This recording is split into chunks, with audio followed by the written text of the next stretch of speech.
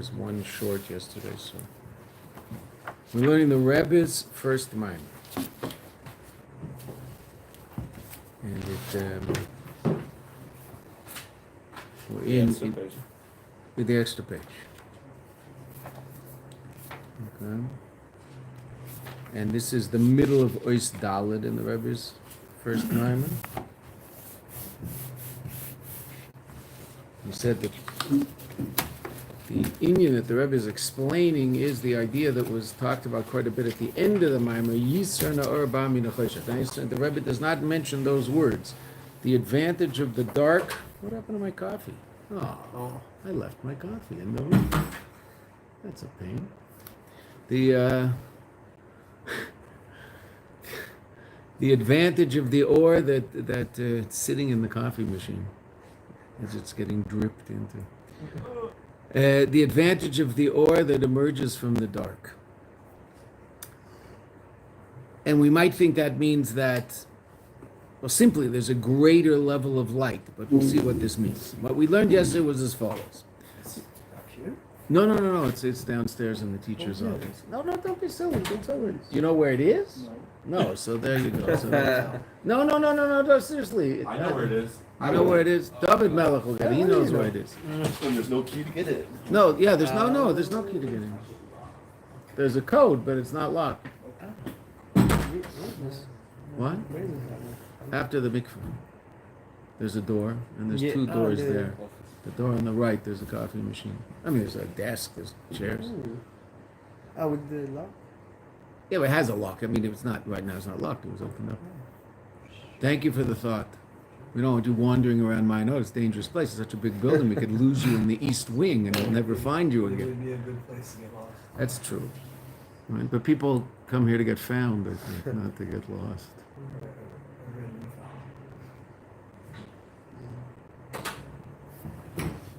You're amazing. Thank you very much. Wait, this isn't mine. Okay. I'm kidding. There's only one down there. Thank you very, very much.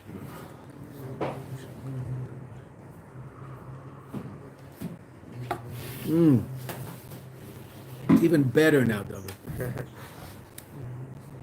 So the Rebbe explained, the Alter Rebbe, remember, we're going through the Rebbeim for the second time. We didn't do the first time, but this is the beginning of the second time. The Alter Rebbe explains that the reason for creation cannot be the upper worlds, because those worlds are a descent from a level higher than them. And we explained that in terms of the idea of what a revelation is, b'chlal. The whole idea of revelation is that state of reality where you experience revelation. What you're experiencing is that, so to speak, that thing you're looking at, it's revealing its source in a higher level. That's what revelation is. Right? This thing is saying, I don't exist by virtue of myself. I exist by virtue of the fact that there's a level beyond me giving me existence. Therefore, I am a yerida, a descent from a higher level. That's the nature of revelation. So even the highest levels of godly light, by definition, what are they revealing?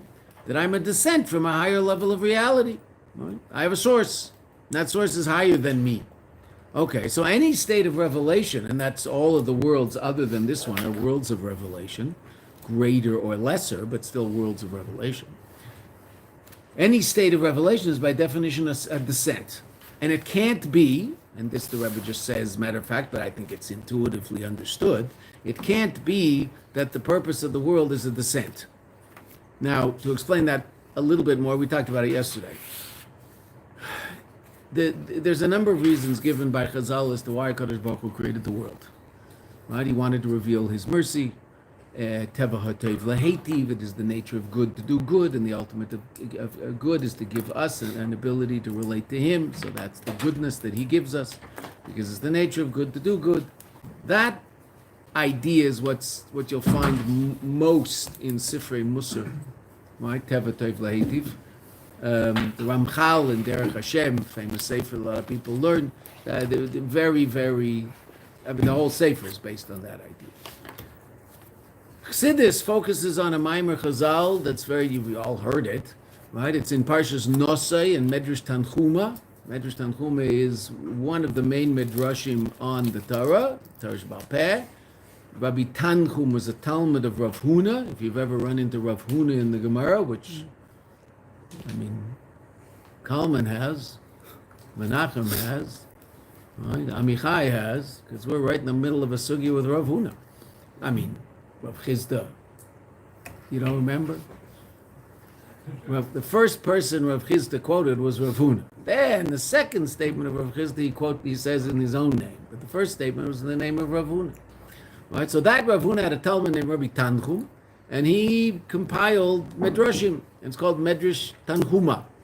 That's the Medrash that Rashi uses more than any other Medrash to explain Sefer Bamidbar. Right? Rashi and Chumash is a compilation of Medrashim. 95% of Rashi is a direct quote from Medrash Chazal. He doesn't make up anything himself. And most of the Medrashim that Rashi quotes on Sefer Bamidbar, which we're in the middle of, well, actually we're near the end of, is Medrash Tanchuma. Rashi on Bereshis is mostly Bereshis Rabbah. Rashi on Shmeis is mostly a Medrash called the Mechilta. Rashi on Vayikra is mostly the Medrash called the Sifra. Rashi on Devarim is mostly the Sifri. Different Medrashim that Rashi, now he always uses Talmud Bavli. Because Talmud Bavli is a very big halachic work, but it's also a huge midrashic work. 60% of Talmud Bavli is non-legal material, non-halachic stories, midrashim. So Talmud Bavli is also obviously a source of a lot of midrashim. So in Medrash Tanchuma, Parshas Nosai, it says the reason the Kadosh Baruch Hu created the world was he had a taiva for a dir b'tachtonim, which we saw in our mind. He had a desire for a dir b'tachtonim. Why called a taiva? Because a taiva is a level of desire that can't be explained rationally. Why did the Kadosh Baruch Hu want this? Kacha. I have no idea. Right? He wasn't lacking anything, but he decided he wanted a dwelling place in the lower realms. Now that desire, so we learned about it yesterday. Is it still up on the board? No. Shabbos, Tzvi, Kavod, Meisha, Oinig, and whatever that last one is, Yadal, I don't know what that is. Anyway, so that took over our Etzem, Or, and Kalin. Okay? Say there? So remember Etzem, Or, Kli, the essence of God, which we talked about at the end of Shiur. Or, infinite godly light, revelation. Kli, that which allows reality to express itself in differentiated ways. Kalim, okay. That desire was in the essence of a Kadosh Baruch Hu, so to speak. Before that desire, there's nothing but Etzem. There's no Or. Or only comes as a result of the fact that a Kadosh Baruch Hu ultimately wants this world to be. There's no godly light yet, whatever that means. Well, it doesn't exist. It hasn't come into being. Why not? Kadosh Baruch Hu doesn't want it to come into being, and everything that exists only exists because the Kadosh Baruch Hu wants it. Even the highest levels of godly reality only exist because the Kadosh Baruch Hu wants that level to exist. There is no necessary reality other than the essence of God. That's the only thing that must be. Everything else exists solely because the Kadosh Baruch Hu wants it to.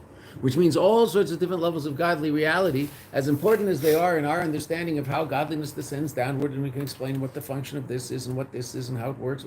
Okay, none of that's necessary. Kadosh Baruch Hu can create the world however he wants.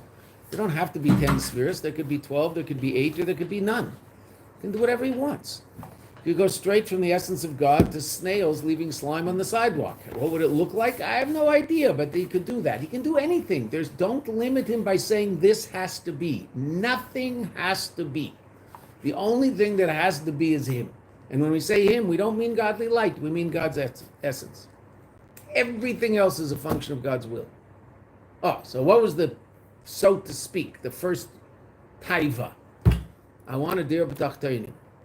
I want a dwelling place in the lower realms. Okay. So that I, this is what we talked about at the end yesterday, that I, who's the I that wants that? The essence of a Kadosh Baruch. So somehow there's going to be a place that's connected to a revelation of Etzem, of the essence. Now that's a contradiction in terms, because essential reality by definition is not revealed reality. Okay, that being said, meaning what's a mushal in you for essential reality? It's not a complete mushal, but it still helps us understand it. Your DNA. That's just what you are. Okay. Is it in a state of revelation? No, absolutely not. DNA is not brown eyes. DNA isn't, a certain body build. DNA isn't, the size of your head. It's the source of all that, but that isn't what it is. It's a genetic code. It has nothing to do with eyes, ears, or noses. Well, it does, but it doesn't. It's the source of it all, genetically. It's the code of it all, but it's not a nose. There's no revealed state of nose in DNA. There's no revealed state of eyes in DNA. There's no revealed state of intellect in DNA. It's just the essential state that's the source of all of it. Okay. Now, DNA is not a perfect example because it can be fiddled around with, right? Now, they're fiddling around with DNA, which, cutting edge medicine is working on that level now, and hopefully they'll be able to do things. With all these things, of course, there's tremendous danger because if the wrong people fiddle around with it, so they'll, try some other way of creating a super race. They tried once, that didn't go so well. But if it's used properly, I mean, what they're, if not, I don't know whether it's the biggest, but it's a big, 1 in 8 women have a gene called the BRCA gene, which is a gene that causes breast cancer. 1 in 8. Right? So now they're working on trying to figure out genetically how to alter that if they find it in a woman who has the gene. That would be an unbelievable revolution for half of the world's population. Unbelievable. Incredible. So hopefully they're successful. So you can fiddle around with DNA. You can't fiddle around with etzem. God's etzem is what it is and is completely unchangeable. And so it was up there in etzem, it was up there in the essence of God that he said, I want a dir b'tachtonim, I want a dwelling place in the lower realms. So that dwelling place evidently is a dwelling place for his essence. So that means it's not a yerida, it's not a descent to a lower level, because even the highest level of godly light is a descent from the state of etzem, from the state of the essence of God. So evidently, somehow, this world isn't a descent. How that works, we're going to have to figure that out. That's very hard to understand. But evidently, all of the upper worlds, which are worlds of or, of light, are worlds of descent. This world is not a world of light. It's actually what you would call a world of choshech, darkness. It conceals God. And yet, what's revealed in that darkness? A greater level of light. How? Okay, let's see. How does that work? Meaning, why is it dafka here that God wants to be revealed? So, in terms of understanding something about the essence of God, we said that there's only one thing we can say about it, and we're looking at the third line, and we'll see the Rebbe is actually going to say it. Vehine, Yedua, Dehabriya, creation. And when the Rebbe says Bria, he means creation, something created from nothing created, so to speak, called Bria Yesh Miayin, Kriatio ex nihilo in English. Hine Yedua, Dehabriya hu rak b'keach ha'atzmus. The fact that one state of reality, called Godlian, can give birth to another state of reality, called created reality, and those two things have nothing in common. And that's just technically, when we've learned about this so I can say it, that's when Olam HaTzilus, specifically Malchus of Atzilus, the lowest level of Atzilus, the 10th sphere in Atzilus, the repository of all of the light of Atzilus, gives birth to something called Olam HaBriya, something completely different than it, created reality. It's like a giraffe giving birth to a lamb. How does a lamb come out of a giraffe? How does yesh come out of ayin? How does created reality come out of something that's beyond created reality, that's not created reality? And it's even referred to as ayin, not what? Not created. Existence, it exists on a higher level than created reality. So if you're defining existence, you'll say what was created? Nothing from something.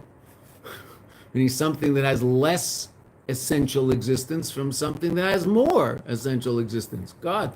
Okay, but when we're talking about creation, we say yesh mi'ayin, something created from ayin, nothing. Nothing what? Nothing created. It's not a created reality. Eilam Atzilus, we talked about it in this Maamer. We learned about it, the four worlds. The Rebbe spent more time on Eilam Atzilus than any other world. Okay, so we're experts in Eilam Atzilus. And what's Eilam Atzilus? A world of godliness. What did it give birth to? Something different. What could allow that to happen? So Chassidus explains that could only happen if a force beyond both forced that to happen. How do you take two opposites and somehow create synthesis between them? We've talked about this many times. A force beyond both can bring about a synthesis of two opposites. Right? The simplest example, two north poles of a magnet. If I'm more powerful than the magnetic pull of the magnet, so then I just push them together. That's not a problem. Right? If I'm not more powerful, I can't do that. But I mean, the natural state of these two north poles is to repel. But if I'm more powerful, then I can cause that natural state to disappear and bring about an unnatural state for them. It's natural that I can push them together. That's also part of nature. Okay, say that. Okay, so what could bring about the synthesis of these two completely different states of reality, godly and created, a force beyond both? The essence of God. So Bria Yesh Mi'ayin is a revelation of a completely transcendent, unlimited power. Not infinite, beyond infinite. Put in slightly different terms, even though Atzilus isn't infinite, but relative to what's below it, it is. How can you merge infinite and finite reality? Only something beyond both infinite and finite could bring them together. That's not a problem. What is it that could cause infinite godly light to express itself in a finite form? Something beyond infinite. The most powerful expression of HaKadosh Baruch Hu, actually, is called Gevura, is the ability to take infinity and to somehow force it into a finite form. It takes incredible power. It's called Gevura in terms of spheres. It's the power of Gevura. Gevura, din, it's constriction, tzimtzum. Okay, but that's Gevura, that's power. Okay. But what is it that allows these two opposites to exist? The power of Atzmus. Okay, so now, the Rebbe is going to discuss that with us. As it explains in Igeres HaKodesh, the fourth part of Tanya. Iyu v'chayui. Is there anybody who doesn't have this sheet that we're learning from right now? Because I brought some extras. There's two extras here. 1, 2. Okay. We're on, what page are we on? 196. So in the 20th chapter of Igeres Kodesh, in the back of Tanya, it's not the back of Tanya, it's the fourth part of Tanya. Dibur Maskul Iyu v'chayui, he and his vitalizing powers are one. And there the Rebbe says something very interesting. We talked about this outside, but now we'll see it inside. Asher mahusei v'atzmusei. His being, meaning what you and I call his essence. Yesh amiti, true being. The only state of reality that has true being. And what is it that's unique about true being? What's characteristic about, almost definitional, it is definitional, of true being? Shemitziusei hu mi'atzmusei. His mitziyut, his existence, is mi'atzmusei, is from his essence. In other words, he exists by virtue of himself, which we talked about yesterday. Ve'ein lo ilu kodemes chas v'shalom. It has no cause. Nothing is the source of the essence of God. Again, those questions we asked yesterday, and it's just circular, and you can keep asking them forever, and you'll never get an answer. Where did he come from? He didn't. Why is he there? Just is. What's his function? Doesn't have one. Well, who put him there? No one. When did he start? Didn't. About godly light, what do we say? Or Ein Sof, you've all heard that, right? Light, literally, what does Ein Sof mean? No end. But what does light have? A beginning. Has a beginning, right? What does Etzem not have? A beginning. How does that work? Ein Sof, I have no problem. Because you and I can imagine light emanating out and just emanating forever, right? I mean, that's not, we can sort of imagine that.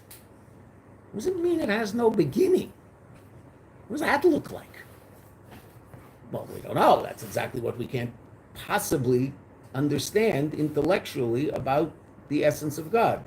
It is important to say, and I'm saying it parenthetically, but it's probably the most important thing we have to know about life. You and I can connect to Etzem with a power of our soul called Emunah. Not intellect.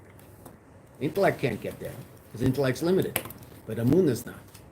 Faith. The power of our soul called Emunah is that aspect of your soul that is rooted in the essence of God. The essence of your soul is rooted in the essence of God, and so to speak, they are, on a certain level, almost indistinguishable. The essence of your soul. Right? That's mushrash in atzmus. It's rooted in the essence of God. So how do you and I connect to the essence of God? Emunah. Emunah allows us that connection. That's why Chazal, interesting enough, say, Leis machshava tfisa bechlal, no thought can comprehend him. But the next clause in that statement is aval nitfes ihu beruusa deliba.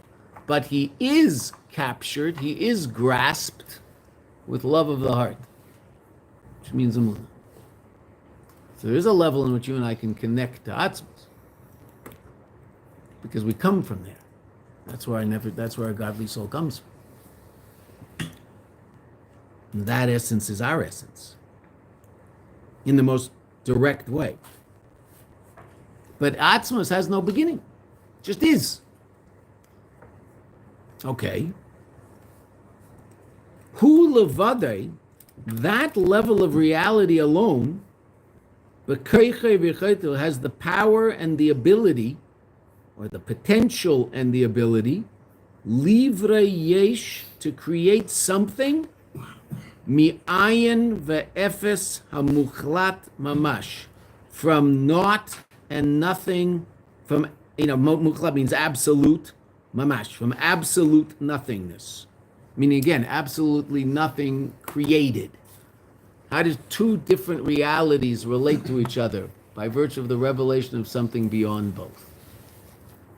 So how does the infinite express itself in the finite? Because there's something beyond the infinite, so to speak, forcing the infinite to relate to finite.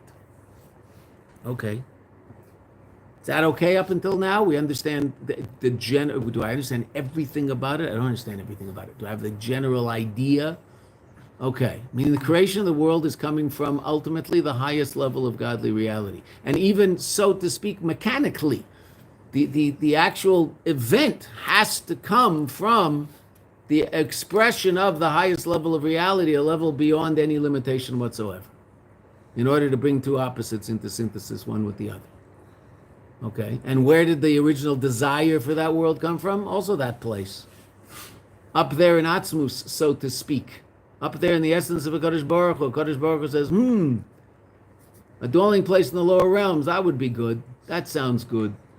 An explosion of infinite light.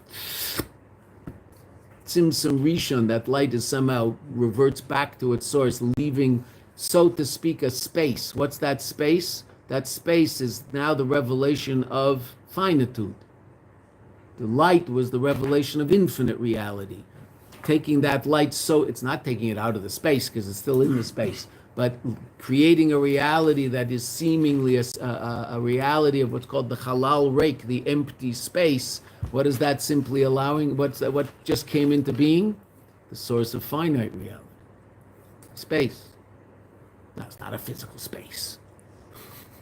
Talking about the levels of godliness we can't even imagine. Okay, but what just came into being? It's the source of what you and I call finite. After what's called Tzimtzum Rishon, the first act of constriction.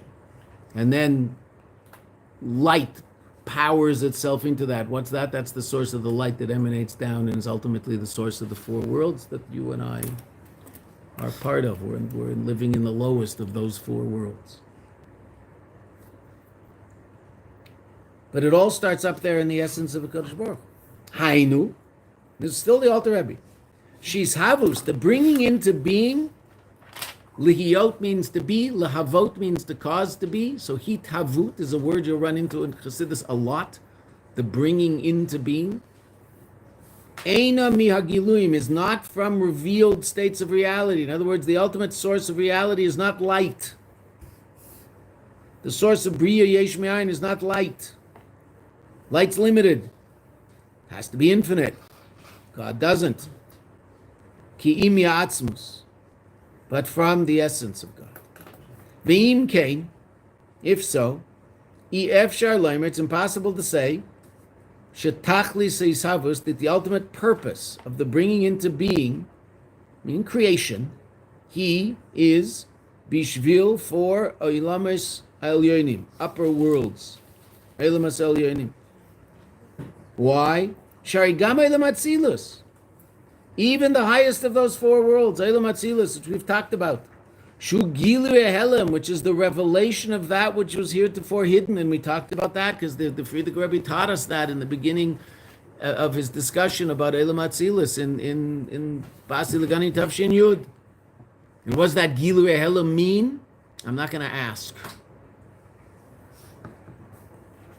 But we have to know, so we're going to learn it again. What does Gilu Ehelem mean? What was Helim? What was hidden? 10 spheres. Where were they hidden, so to speak? In infinite godly light. All those powers are there. They're just not revealed in any way, shape, or form because nothing specific is revealed in infinite reality. That's the nature of infinite reality. It's one. Why? Well, how does one thing stop and the other begin? Well, that only happens in finite reality, not infinite reality. So there's no 10 spheres in infinite reality. Well, there are. They're just completely consumed in the oneness. All those aspects of godliness are there, but they're in no way, shape, or form in a state of revelation. Just like all of the colors of the spectrum are in the light in between you and me, but there's no color in it. But as soon as it hits you, I see color, and as soon as it hits me, you unfortunately don't see very much color. Not very colorful. All right. Okay. But what do you see? Well, you see a person, you see differentiated reality. Out here, do you see any differentiated reality? No. What is this light out here full of? An infinite spectrum of colors. Every color imaginable plus one, because you can't imagine them all, right? They're all in this light here. See it? No, it's colorless. Soon as it hits something, a kli, what does that kli do? It reveals a certain aspect of that light, conceals all the other aspects of that light. Right? What happens in physics? Pink is reflected, all the other colors are absorbed. We've talked about this many times, but it helps us understand godliness. That's why God created the world that way. That's why physics and light work that way, so you and I can understand something about God. Right? What is this thing doing? Absorbing all the light. What's this thing doing? Reflecting all the light. So what don't you see? Color. There's no color here and there's no color here. I don't understand. Light's full of color. Yeah, I know. But you're not going to see it unless there's a differentiated reflection of it. You brought the wrong book today. There it is. Yesterday's book was better. Right? There it is. Pink. We're such men, we can have pink and it doesn't bother us. Boy, are we manly. Right? Okay. Yeah? That's the way light works. So that's the way God works. So what's Atzilus? Where all of those 10 aspects of godliness that you and I call the 10 spheres, they were in a state of hiddenness. They were all consumed in infinite light. What happens in Elam Atzilus? They come into a state of revelation through 10 kalim, called hechalos, called spheres, 10 spheres. Okay, that's Elam Atzilus. So even Elam Atzilus, the Rebbe says, Gam Elam Atzilus, hu gilu Elam, it's the revelation of something which was heretofore hidden. V'im kain, Even Eilam Atzilus, you read them, you're upon the Yisbarach. It's still a lower level than the level above it. The level above it is infinite godly light. Atzilus is that light expressed in a relatively finite form. To call it Atzilus finite, you're talking about God. Okay, but God's expressing himself in 10 different ways. They're all one. Don't think he's 10. He's not 10. He's one. Absolutely. But he can be expressed in 10. Key. Kashahayu Erdus Atzilus, that when those lights of Eilam Atzilus, before they came into the world of Atzilus, that level of light, before it descended into Atzilus and was revealed as 10 spheres, Behelomam, when they were in a state of concealment, Hayu b'madrega geveya harbe yesir, they were on a much higher level. That makes sense. I mean, I understand that. We always talk about light emanating down. So if it's emanating down, it's coming from a higher place to a lower place. That's the nature of light. That's what light's all about. So now why that doesn't relate to this world, we still don't understand. But that's how the upper worlds work.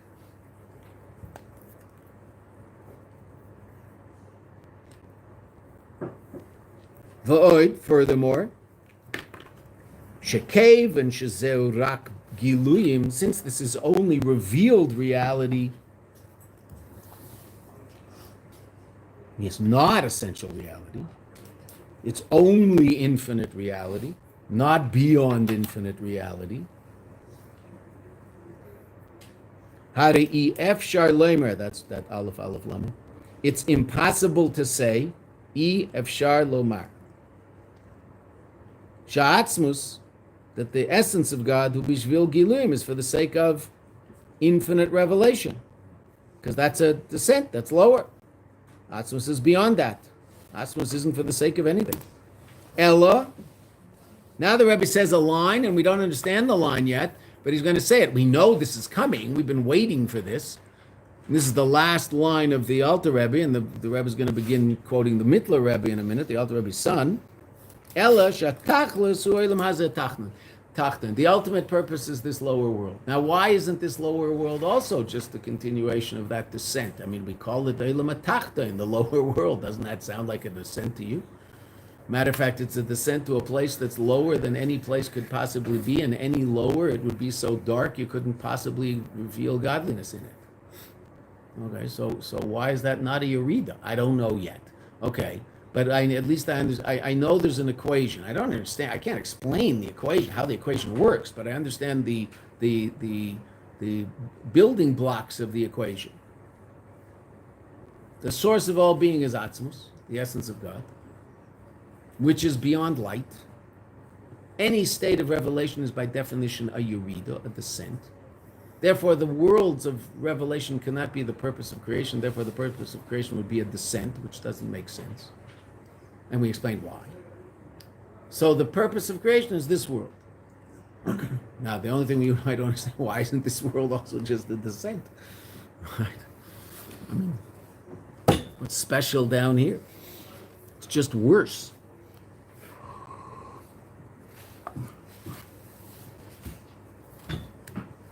As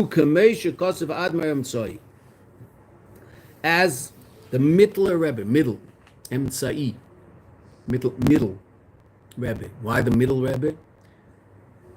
The basic understanding, it was clear to everybody that the Alter Rebbe's grandson, the Tzemach Tzedek, was going to be a Rebbe someday. Right? When his mother, the Alter Rebbe's daughter, Devar Leah, that's why there's a lot of Devar Leahs in Lubavitch, right?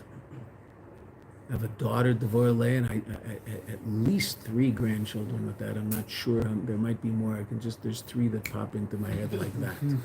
Right? I don't know. There might be, I don't know. How many grandchildren do you have? You're not supposed to count grandchildren. But Baruch Hashem, there's more than I have fingers and toes. That I know.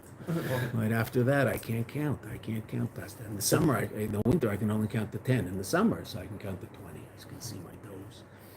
But actually, I don't wear sandals. But if I did, I could see my toes. Blian hara pu pu pu. There's a lot of them, and it's a big bracha. It's the biggest bracha imaginable. And they're very, very cute.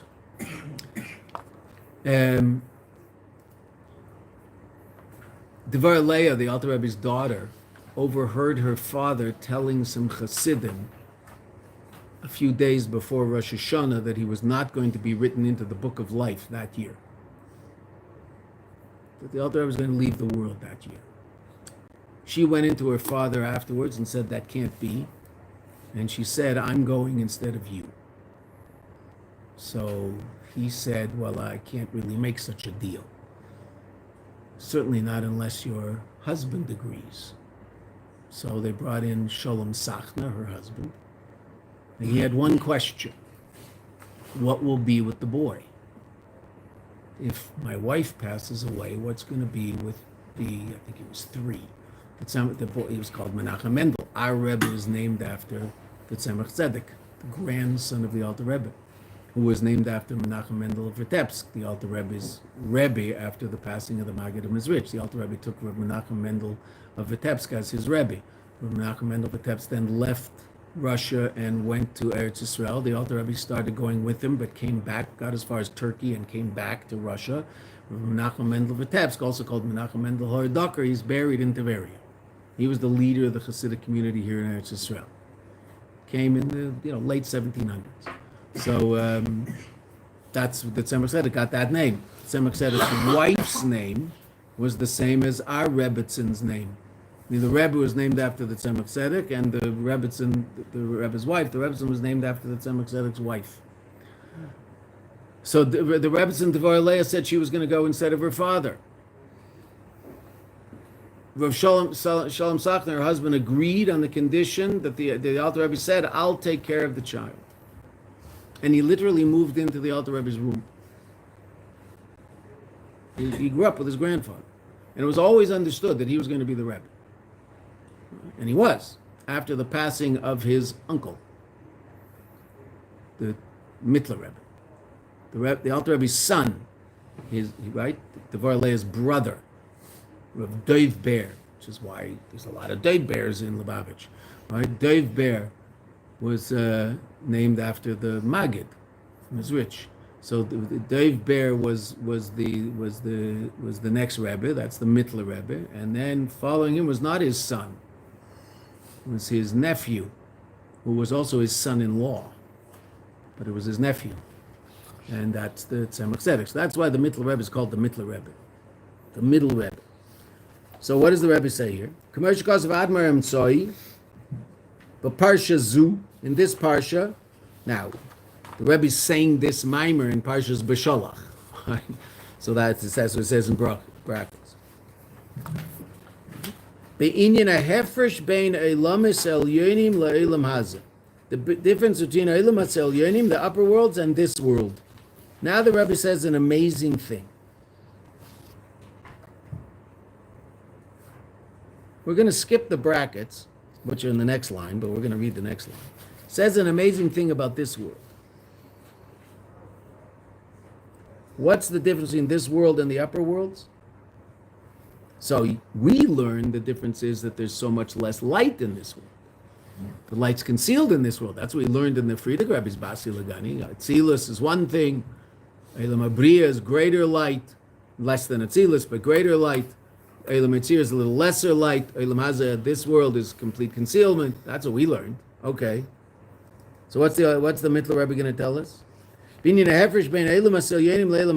difference between the upper worlds and this world. In this world, something amazing happens. Nirgash, it's felt, that his existence is from himself. Let's read after the brackets the next 4 words and come back to this. And even though this is only in his feeling, it's not true. But it's true that you and I experience this. The experience is not an experience of truth, but it is truly our experience. What is our experience? That we exist by virtue of ourselves. What don't you experience? Godliness surging into you, giving your existence. You don't experience that. What do you experience? We experience the the reality of some self-generated being that's walking around in Olam Hazeh, eating Cheetos. Bamba. Are you intellectually aware of the fact that God created you? Yes. Do you experience godly light surging into you at every moment, giving you that existence? I think most people would answer that question no. Right? I don't experience that. What do I experience? Me. Just experience me. When I wake up in the morning, what do I experience? Oh, it's me again. Here I am. What's the first thing you say? Thank you, God, for giving me back that incredible experience of self, that I exist. Thank you very much. But it really is interesting. Little Rebbe says such an unbelievable thing. What do you and I experience? It's not true, but we definitely experience it. Existence by virtue of ourselves. True? You're not aware of your source. Again, intellectually you are. I'm talking experientially. Of course, intellectually you understand that you exist because God's giving you existence. That's why you're sitting here this morning. There's all sorts of people who don't get past the experience of existence by virtue of itself and never come to the truth of reality. And they really do think that they exist by virtue of themselves and their life is all about them. That's how they live their life, and it's, it doesn't have to be a disaster. Can be, but it doesn't have to be. Sometimes it's not.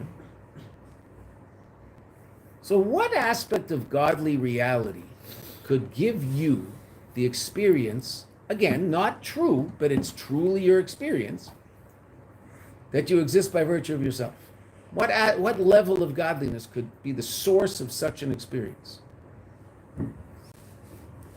Could godly light give you that experience? Have to be the concealment. What? The concealment of the light. Okay, so what? So concealment isn't the level of godliness. Concealment, Kalim of Atzilus experience themselves as existing by virtue of themselves? I don't think so. Sphere of Chesed experiences that? I don't think so. The Malach in Elam Abriya experiences existence by virtue of himself? Absolutely not. The whole conscious reality of that Malach is to explain to you that he does not exist by virtue of himself, and he will do everything to reveal the godliness which is his source. So it can't come from Kalim. And do Kalim exist by virtue of themselves? No. Kalim exist by virtue of the fact that God creates them. Does Or exist by virtue of itself? No. What did we learn about Or? At great length, the Rebbe told us. What do we learn about Or? What do all levels of light share in common? What do they all have? A source. B'diuk. That's why physical light works the way it works. If you see a red light shining on there, you go, where's that coming from? Who's the moron doing that? Right? He's not a moron putting it on the wall, but usually the people who walk around with those things also shine into people's eyes. Right? Something existential about owning one of those things. You threw off my whole day now. You're down here instead of upstairs. You've been down here for a long time, Doc. You're living in the past. You're living in the past, Doc. Get with the scene, man. I'm going to have a discussion with Mr. Ed about this. Okay, talk to Mr. Ed, see what he has to say.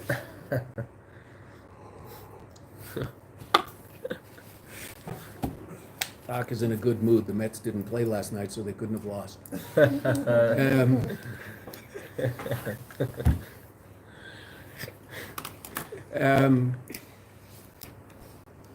The only level of godliness that could give you the experience of existence by virtue of yourself is that level of godliness that exists by virtue of itself.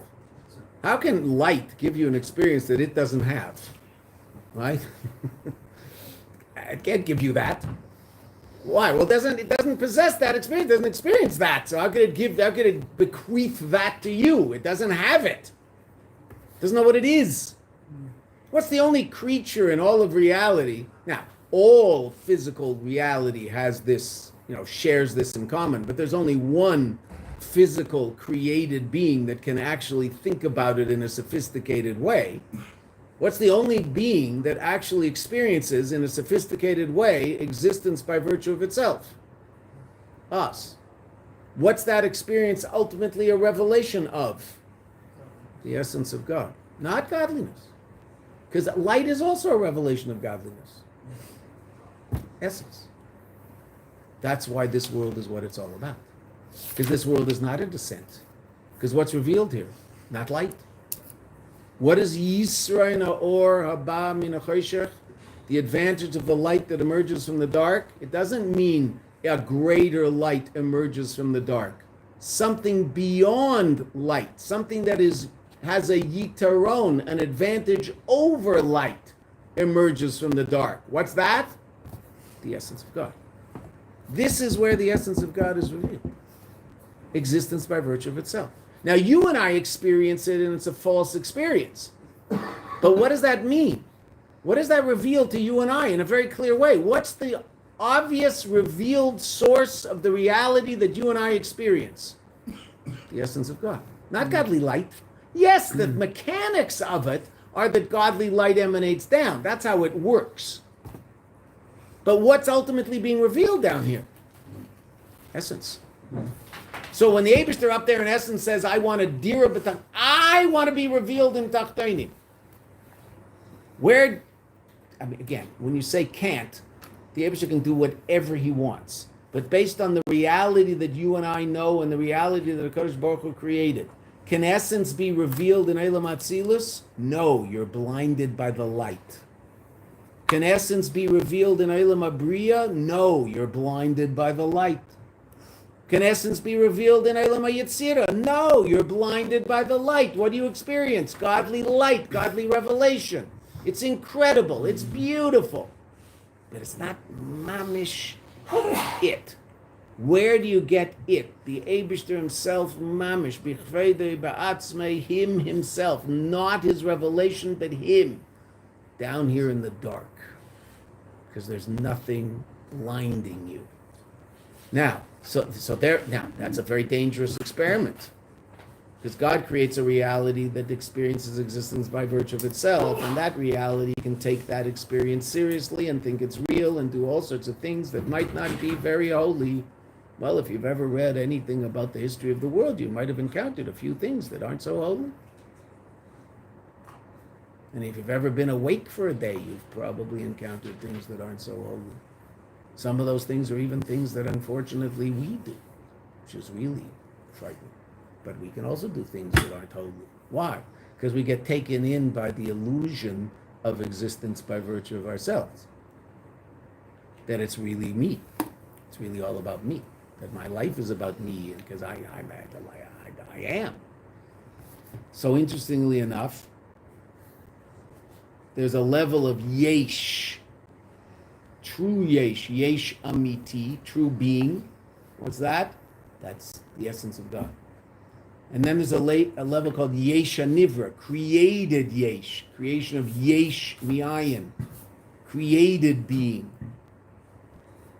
What's the ultimate purpose? Is to reveal yesh amiti and yesh anivra, to create, to reveal the true being in created being. Interesting. What's the remez to that? What's the hint to that? A remez is a hint, right? The two words yesh, if you add them up, yesh and yesh. Yesh is gematria 310.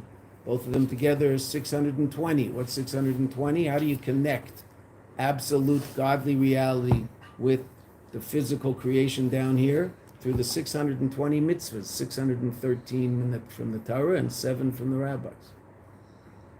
620, which is interesting enough, gematria keter, the crown, which is ratzon, the will of God. The will of God is expressed in 620 ways. Now, there's tens of thousands of halachas that apply to those 620 mitzvahs, right? But there's 620 mitzvahs. 613 from the Torah and 7 from the rabbis. Connecting yesh and yesh. Essential reality and physical reality.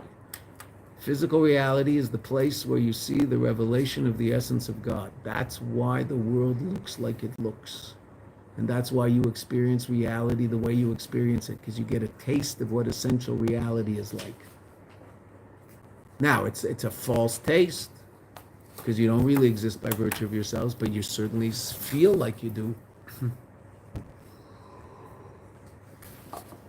Now, really, we'd like to transcend that experience to a certain degree. Okay. To the extent that we transcend that, what do? We bring about a greater and greater revelation of true essential being, which is the Eibishter in this world. That's why it's all about this world. It's not about revelation. It's about essence. Revelation's nice, but it's all about essence. Right? To put it in slightly different terms, what's revelation similar to? Inspiration. Inspiration's nice. It's great. Everybody likes to be inspired. But it's not about inspiration. That doesn't mean we don't try to inspire ourselves and inspire others. We do. And that's useful. And that inspiration can be invested. But what separates the men from the boys? If you're not inspired, do you still do it? And if you do, then you're real. And if you don't, it's not impressive. Right? How does marriage work? I know you might think this, but I hate to burst the bubble. It's like Islam. It's about submission. Submission. Right. The religion of peace. Right? What does that mean? I'm supposed to abuse my wife because it's like Islam? No. God forbid. No. There's something about marriage that no one talks about until people are either getting married or have been married for a little while.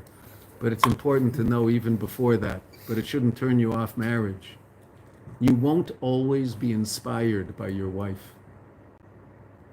Is that a fair statement? You're always going to be head over heels in love with your wife and that's all you can do? No. Can I ask you another? Are you always inspired by yourself? Every morning you wake up inspired by your own existence? No. Some days you wake up not so inspired by being you, right? Do you give yourself breakfast? Do you put on clothes? Take a shower? Right? I mean, you should shower, right? Once every 2 weeks, whether you need it or not. You should take a shower. Right? That's the rule, isn't it? That's not the rule, but that was the rule. Right? You take care of yourself, right? Why? Because I'm going to take care of myself. Right? You come home from a hard day of work and you're not necessarily just, I can't wait to go see my wife and my kids. I'm so excited. All you want to do really is get home, have a cold drink, and get into bed because you're exhausted and you don't feel good. What do real people do? Go home, greet their wife with as much warmth and love as on the most inspired days, and spend a lot of quality time with their kids as if that's the thing they've been looking forward to doing all day, even though right now that's the last thing in the world they want to do. They don't feel good and they just want to get in bed.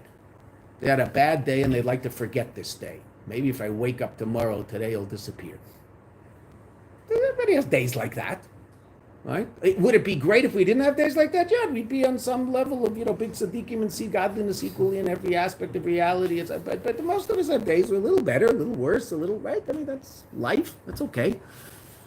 Something wrong with you if that's how you experience life? No, there's something normal about you if that's the way you experience life, right?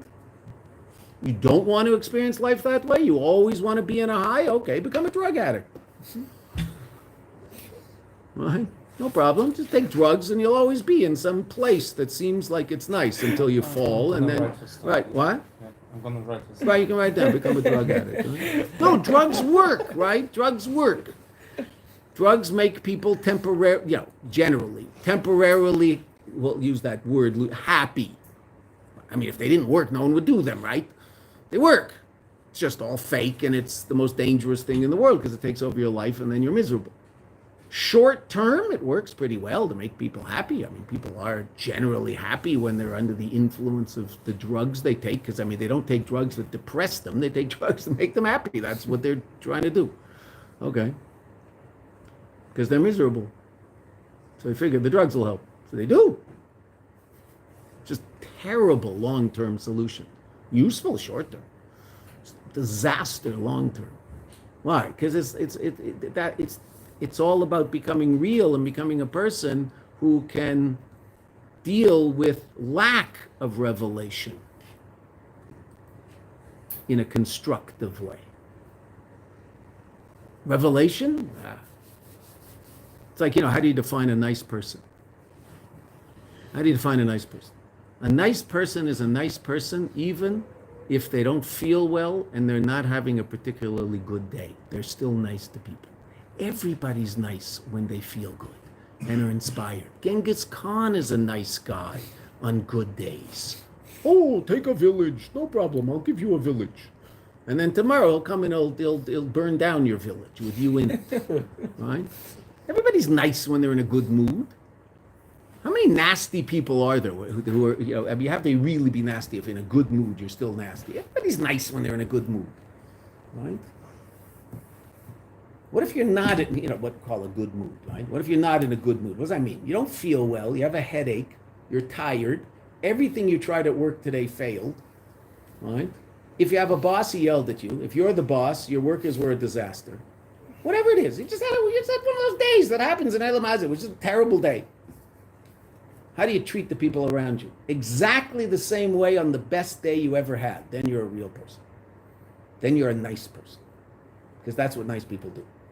Creepy people treat people nicely when they're in a good mood and in a creepy way when they're in a bad mood. That's a creep. So what are you laying? I understand. Why are you vomiting your mood on everybody around you? Can't you be an adult and realize that that's not what life is about? Okay.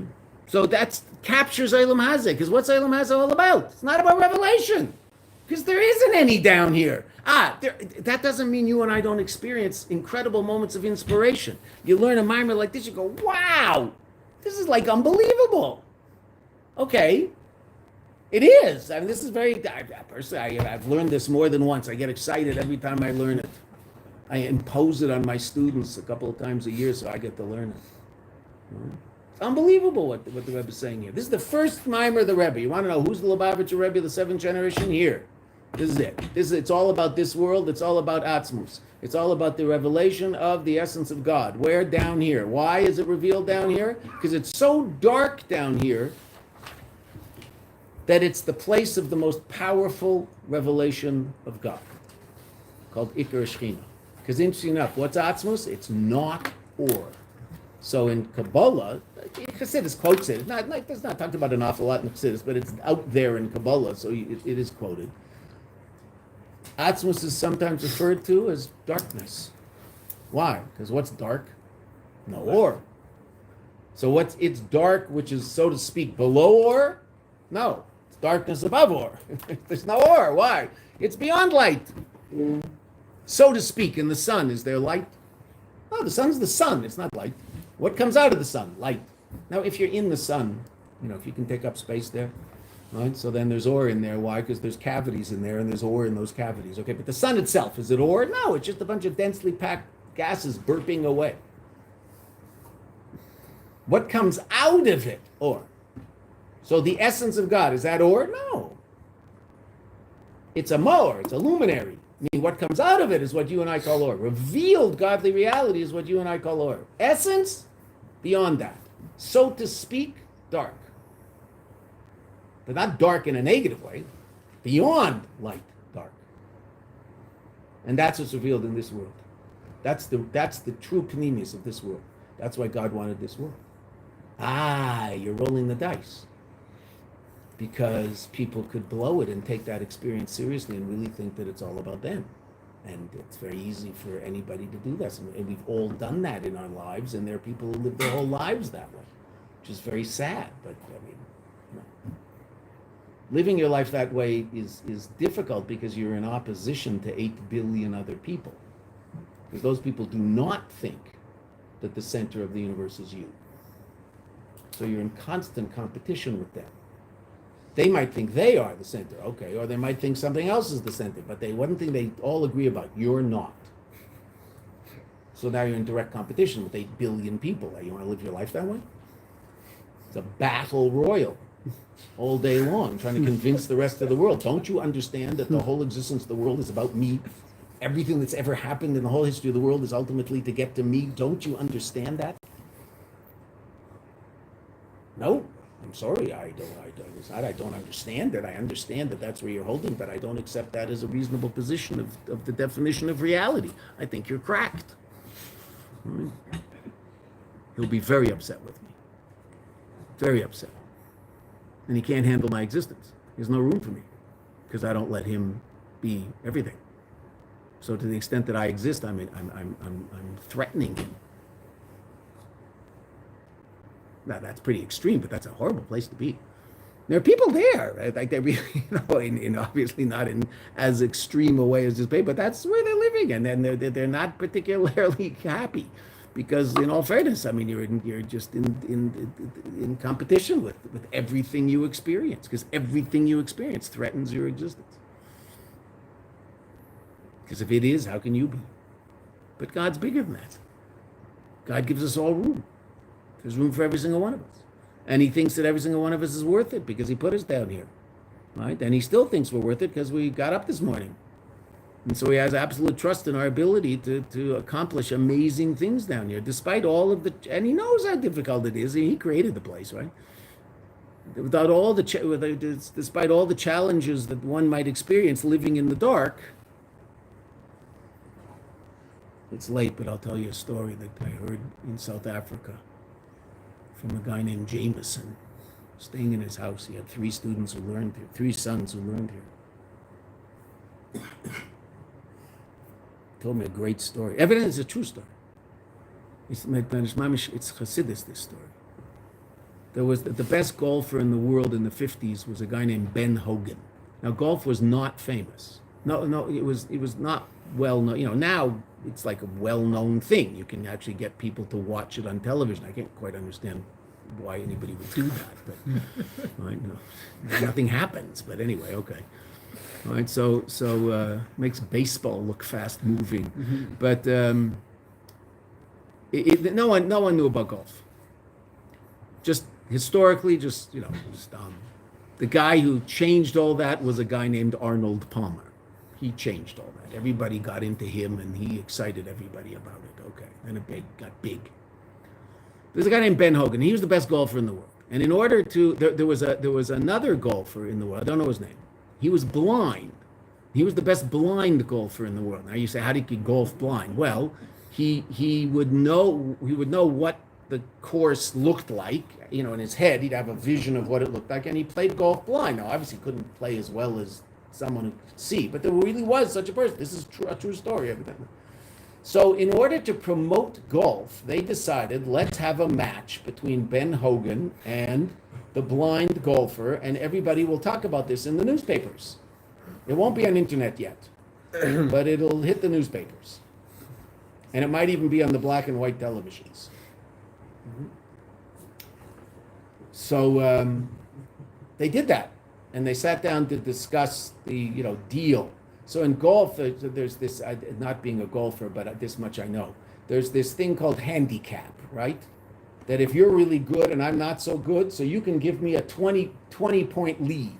So I'll have 20 more chances to get the ball into the hole than you. And if I do it in 19, if I do it in 89 and you do it in 70, so I won. Because I get 90 chances and you only get 70 chances to get the little white ball in the hole. Okay, fine. So Ben Hogan said to the guy, what handicap should I give you? Because he's blind. He says, no, we'll play even. So what do you mean we'll play even? They were playing for $1,000. The winner got $1,000, which is 1950s, that was money. Right? My first year in college, my next door neighbor, Chris Olson, lived across the street. We went to elementary school together and high school together. He bought a new car. He bought a Toyota Corolla, a brand new Toyota Corolla for $1,900. Okay, so $1,000 was a lot, that was a lot of money. I remember he showed up with his car. He took me to college and in his new car. He lived across the street. His father was one of those guys who called his children son. None of them had names. Hi, son. Couldn't figure out what was with it. Mr. Leg, also 2 houses down, referred to my best friend, Son. I said, he has a name. His name's Bill. Why are you calling him Son? Maybe he doesn't know his name. Son, could you come in, please? I said, Bill, I think he's calling you. Yeah, I'm Son. Okay. Never quite got that. So, Chris Olsen had a Toyota Corolla. So $1,000 is money. So Ben Hogan said, that's ridiculous. I'm stealing money from you. She said, no handicap. He said, but I get to pick the course. I said, okay. Obviously, you have to pick the course because you can't go on a course that you never played on. He has to know what's there and have in his head. Okay, fine. So then Ben Hogan says, okay, we'll play on that course. That's your course. When? He said, Wednesday night. Wednesday night. Who's going to be better in the dark? The blind guy or Ben Hogan? He beat him. They played at night. Well, they played at night. Ben Hogan couldn't see anything, but he didn't have to. It's like this evidently is a true story, right? It's like a crazy thing. Oh, that story is a mashal for creation. We're playing at night. But what do the Rebbeim give us the ability to see? They give us the ability to see in the dark. We see godliness in the dark. That's what the Rebbe just told us. Yes, you're living in the dark, but don't you understand that's all elokus? And not only is it godliness, it's the highest level of godliness that exists. So Yisr Na'or Abami Nachoshech, the advantage, so to speak, of the light that comes from the dark, doesn't really mean that. It means something which has an advantage over light, something greater than light. The essence of God is revealed in the dark. That's what it really means. Wow. That's what the Rebbe just taught us here. We'll see the end of it tomorrow, and then we'll go back to our Maamer. Thank you. Very good story. Such a crazy story. What's the name of the blind over? I don't know. That wasn't part of the story. But Ben Hogan, like everybody knew about Ben Hogan. He was this, a guy that everybody knew. But it was a publicity stunt to get golf famous. That's so interesting.